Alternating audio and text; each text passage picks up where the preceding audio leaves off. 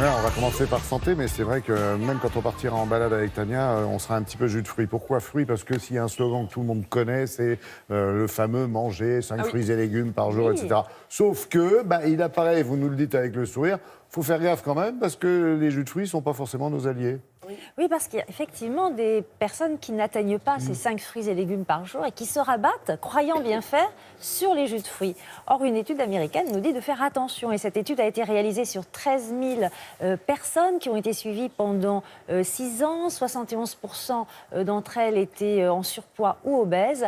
Et les chercheurs nous disent, à la fin de cette étude, de ce suivi de 6 ans, que le fait d'avoir une consommation importante, excessive de jus de fruits augmente le risque de mort prématurée de 9 à 42% selon les cas. Ça fait plaisir le matin à 7h moins le quart. Attention, la petite Vous orange qui pressée. prenez Non, mais votre jus de attention. fruits matinal. On parle bien d'une consommation excessive.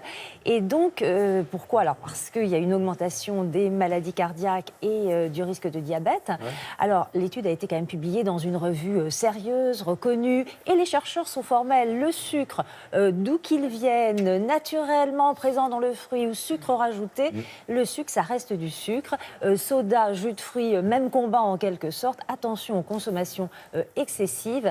Alors, bien sûr, il y a maintenant toute une éducation nutritionnelle à revoir parce qu'on est pratiquement tous persuadés que le jus de fruits, à 100% jus de fruits, c'est bon pour la santé, oui, mais pas dans n'importe quelle quantité. Pourquoi? Réponse en images. Dans un fruit, qu'est-ce qu'on a? On a de l'eau, du sucre qu'on appelle le fructose, des vitamines, des minéraux et des fibres. Dans le jus de fruits, on a essentiellement de l'eau et du fructose. Lorsque vous allez avaler ce fructose, il y a un seul organe qui va s'en occuper, c'est le foie. Et lorsqu'il traite le fructose, le foie, ça lui demande beaucoup de travail.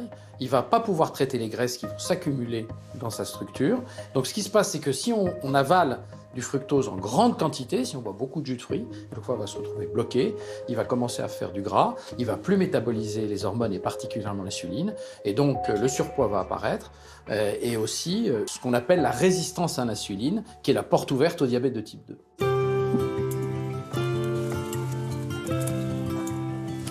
Tous les jus de fruits ne se valent pas d'un point de vue santé.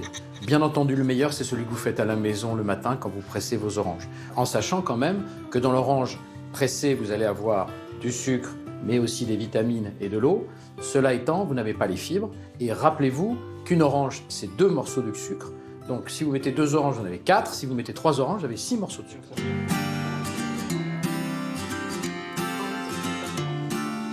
Ensuite, il y a les smoothies, et on a conservé un peu de fibres. C'est ce qui donne le caractère épais du smoothie.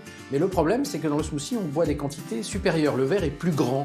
Et comme on a mis plus de fruits, on a encore plus de sucre. On peut avoir jusqu'à 20 grammes de sucre, soit l'équivalent de 5 morceaux de sucre. Il y a aussi les jus de fruits industriels, et là en gros il y a 3 catégories. La première catégorie, c'est les jus frais pressés, qui sont dans des packs opaques pour éviter que la lumière ne détruise les vitamines, et ça on peut les boire sans aucun problème, en quantité raisonnable. Ensuite vous avez les jus de fruits qui ont été fabriqués à partir d'une poudre de fruits, qui ont été déshydratés, qui ont été réhydratés. Malheureusement souvent dans ces cas-là on perd l'avantage des vitamines. Et la troisième catégorie, ce sont ceux où on a ajouté du sucre. Et là, je ne recommande pas parce qu'il y a déjà le fructose du fruit et puis en plus, on rajoute du saccharose pour le rendre encore plus sucré. Une petite note sur les nectars qui sont en fait des concentrés de fruits et qui, eux, sont vraiment très riches en fructose et que je trouve peu recommandables. Cela étant dit, il ne faut pas diaboliser les jus de fruits. Si on boit une quantité raisonnable de jus de fruits, les choses se passeront très bien. Par exemple, un verre à moutarde, mais pas une chopine de bière.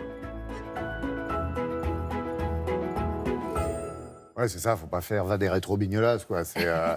Faut pas en abuser, c'est tout. C'est une question de quantité, on va dire. Alors, en médecine, on a l'habitude de dire que c'est la dose qui fait le poison. Oui. C'est vrai pour l'alcool, c'est vrai aussi pour les jus de fruits, donc avec modération. Alors, dans cette étude, les chercheurs, très prudents, disent qu'il faut privilégier l'eau, qui finalement reste la meilleure boisson pour s'hydrater, qu'on peut aussi bien sûr utiliser le thé et le café sans sucre, mais ils rajoutent qu'on peut aussi quotidiennement un petit petits verres de jus de fruits.